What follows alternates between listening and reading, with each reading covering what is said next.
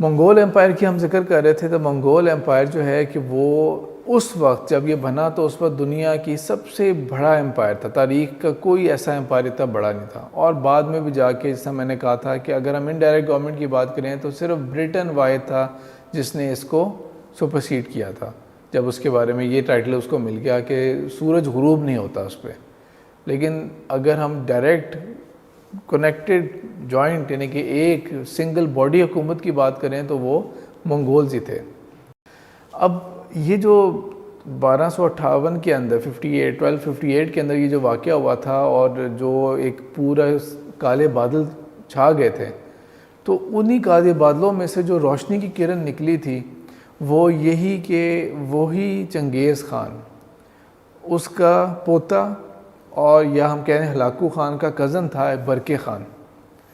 یہ 1252 کے اندر یہ مسلمان ہو گیا تھا. منگول جو ہیں وہ ہم آج کل کے حساب سے جو سیکولر مائنڈ تھاٹ ہوتی ہے نا وہ سمجھ لیں کہ وہ بہت زیادہ مائنڈ نہیں کرتے تھے کہ ان کے فیملیز کے اندر نا کوئی ریلیجن کو چینج کر لے. تو برقے خان مسلمان ہو گیا 1252 کے اندر، اور اس کا مسلمان ہونے کا واقعہ ایسا نہیں ہے کہ کوئی عالم دین کی دعوت تبلیغ ہو، حالانکہ یہ دور جو تھا اس میں بہت بڑے بڑے عالم دین بھی گزرے تھے، اور سب سے بڑے امام ابن تیمیہ کا دور یہ گزرا ہوا ہے. ان کا یہ دور تھوڑا سا عرصہ چند سال اوپر نیچے آپ کر لیں، لیکن یہ کس کے ہاتھ پہ مسلمان ہوا؟ اس کو ملی تھی سلطنت ٹاپ کے اوپر جو بلیک سی کے اوپر والا علاقہ ہے، کرائمیا کا علاقہ، اور یہ سارا علاقہ یہاں کی اس کو جو ہے نا خانائٹ ملی ہوئی تھی اسے، یہ وہاں کا ہیڈ بنا تھا بعد میں جا کے. اور 1252 کے اندر ایک سمرقند سے ایک قافلہ آیا تھا مسلمانوں کا، جس کا اس کے ساتھ انٹیروگیشن ہوئی، اس نے انٹیروگیٹ کیا ان کو، اور اس میں ایک درویش تھا بندہ. درویش ہم سمجھتے ہیں ہم کسے کہہ رہے ہیں، ہم درویش ابھی بات کر رہے ہیں جو کہ بالکل ہی دنیا سے الگ ہو کے فقراء کی زندگی گزارتے ہوئے ایک صوفی منہج کے اوپر انسان جو چل رہا ہوتا ہے حقیقی سینس کے اندر. وہ جو بعد میں ایک کیا کہتے ہیں فیک جو سلسلے ہیں ان کی بات نہیں ہم کر رہے.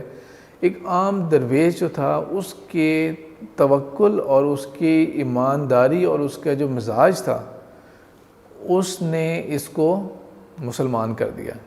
سرجوگ اس کا ایک شہر تھا، وہاں پر یہ مسلمان ہوا اس طرح، اور اس نے اپنا مسلمان اپنے پاس ہی رکھا. اس نے اپنا جو معاملہ تھا وہ اپنے پاس ہی رکھا.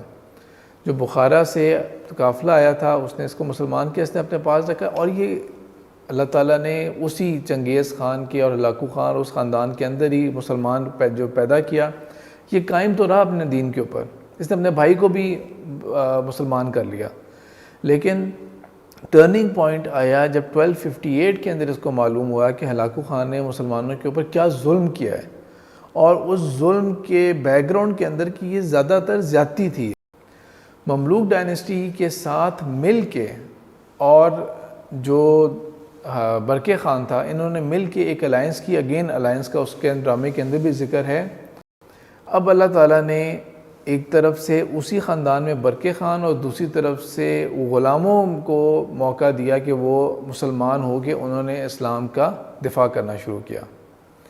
اور اگر پوری مغل تاریخ کے اندر ان کو کہیں کوئی شکست ہوئی تھی نا تو وہ یہ جگہ علاقہ تھا عین جالوت کا. یہ مڈل ایسٹ کے اندر آتا ہے، یروشلم کے بالکل قریب ہے. عین جالوت جو ہے وہ مطلب کہ عین تو ویسے آنکھ کے لیے بھی استعمال ہوتا ہے اور چشمے کے لیے بھی پانی لفظ استعمال ہوتا ہے نا. تو یہ وہ جگہ ہے جہاں پر تاریخی اعتبار سے اس کو کہا جاتا ہے یہ وہی جگہ ہے جہاں پہ داؤد علیہ السلام کی جو جنگ ہوئی تھی، طالوت اور جالوت کی جنگ ہوئی تھی، جس میں داؤد علیہ السلام ابھر کے سامنے آئے تھے. تو یہ اسی مقام کے اوپر منگولز کو اگر اپنی تاریخ میں کوئی ایک ڈیفائننگ ڈیفیٹ ہوئی تھی نا وہ یہاں پر ہوئی تھی. اور کس نے ڈیفیٹ کیا تھا؟ عربوں نے نہیں کیا تھا، کوئی عباسی حکومت کے لوگ نہیں تھے، بنو امیہ کے نہیں تھے، کوئی بنو ہاشم میں سے نہیں تھے. کون تھے؟ یہی ان کے ہی اپنے علاقے کے لوگ. برقے خان کی الائنس کی مملوک کے ساتھ الائنس ہوئی تھی، انہوں نے ہی ان کو ایک ڈیفیٹ دی تھی، پہلی ڈیفائننگ ڈیفیٹ ان کو جو ہوئی تھی. اور وہ ایسی ڈیفیٹ ہوئی تھی کہ اس کے آگے جو ہے اب منگولز اپنی سلطنت سنبھالنے کی پوزیشن میں رہے، ایکسپینڈ کرنے کی پوزیشن میں نہیں رہے. وہ یہ ایسی ڈیفیٹ ہوئی تھی. آلدو جو مملوک کا جو سردار تھا وہ اس موقع پہ شہید ہو گئے تھے اسی جنگ کے اندر. آگے جب انہوں نے فردر پرسو کیا تھا شہید ہو گئے تھے. لیکن اللہ تعالیٰ نے یہ جو چیس کی گیم ہوتی ہے، اس کو جس طرح پلٹا، حالات جس طرح سے اللہ تعالیٰ نے چینج کیے، یہ بالکل اس طرح ہے جس طرح اقبال نے اپنی نظم جو ہے شکوہ اور جواب شکوہ میں کہا ہوا ہے۔ بت صنم خاناؤں میں کہتے ہیں مسلمان گئے، ہے خوشی ان کو کہ کعبے کے نگہباں گئے۔ یہ اللہ تعالیٰ سے آگے شکوہ کر رہے ہیں اقبال کہ اللہ حالات تو دیکھیں کیا ہو گئے ہیں۔ اب اقبال کس دور میں ہے؟ آج سے 100 یا 125 سال پہلے کی ہم بات کریں نا، اس دور میں اقبال ہیں اور اللہ تعالیٰ سے شکوہ کر رہے ہیں کہ اللہ تعالیٰ کلونیلزم آ چکا ہے، سلطنت عثمانیہ ختم ہو چکی ہے، مسلمان کس طرح دبے ہوئے ہیں، کن حالات کے اندر ہیں۔ تو اور صنم خانوں کے اندر کیا ہو رہا ہے؟ جہاں پر بت ہیں اور یہاں پہ غیر اللہ کو پکارا جا رہا ہے، وہاں پہ تو خوشیاں منائی جا رہی ہیں کہ مسلمان کا اب زوال ہے، مسلمان گئے دنیا سے، ختم ہو رہے ہیں۔ اللہ تعالیٰ تو اسی کا اقبال نے جب جواب شکوہ دیا تھا، کیونکہ مسلمانوں کی تربیت کر رہے تھے وہ، تو اسی کا جب انہوں نے جواب دیا تھا تو یہ کہا تھا تو نہ مٹ جائے گا ایران کے مٹ جانے سے، جس طرح آیا تھا اور سمرقند تباہ ہو گیا اور خراسان کا علاقہ تباہ ہو گیا، اور جتنے بھی یہ غزنوی اور یہ جتنے بھی تھے اور خوارزم اور یہ سب ان سلطنتوں کو تباہ کر کے رکھ دیا تھا اس نے، اور پھر بغداد کا کیا بچا تھا۔ تو اس پہ کہہ رہے ہیں اقبال آگے سے جواب دے رہے ہیں مسلمان کو، ہے آیا یورش تاتار کے افسانے سے، جو حملے کیے تھے تاتاریوں نے، اس سے یہ سبق ملتا ہے ضرور، پاسباں مل گئے کعبے کو صنم خانے سے، کہ جس نے تباہ کر کے رکھ دیا تھا مسلمانوں کو، جلا کے رکھ دیا تھا ان کی بستیوں کو، اللہ تعالیٰ نے وہیں سے انہی کو مسلمان کر دیا۔ تو بالکل اللہ تعالیٰ نے انہی کو ہی مسلمانوں کا اور اسلام کا انہوں کو ڈیفینڈر بنا دیا۔ وہی تاتاری، وہی منگول اور انہی ترک قبائل، وہ لوگ مسلمان ہو گئے اور اسلام کے جو ہے وہ انہوں نے ہی آگے پھر جو علم سنبھالا۔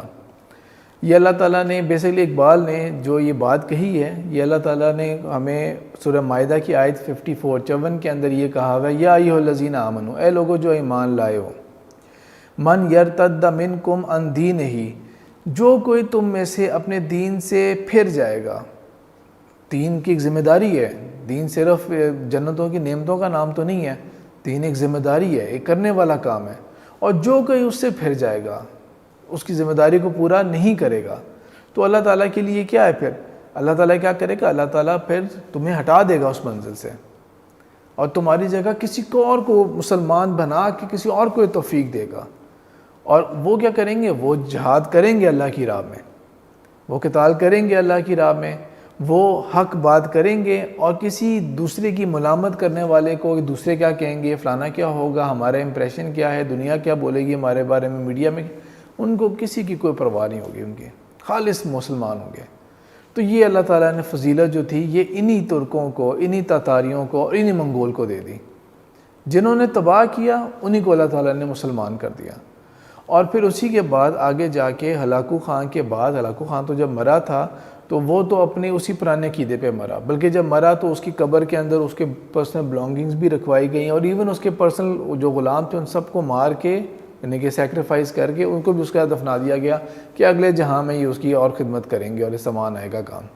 لیکن آگے اسی کی نسل پھر جو ہے غزن خان اور یہ سارے پھر مسلمان ہو گئے، اور یہ ایک مسلمانوں کا سلسلہ چلا۔ پھر صرف جو چائنا کی طرف جو خانائٹ قائم ہوئی تھی، یعنی کہ حصوں میں بھی تقسیم ہو گیا، اور جو چائنا کی طرف خانائٹ قائم ہوئی تھی وہاں پر بدھزم کا ایک سلسلہ چلا تھا، ورنہ ادروائز یہ مسلمان ہوئے، اور آگے اب مسلمانوں کا جو معاملہ تھا وہ انہوں نے سنبھالا۔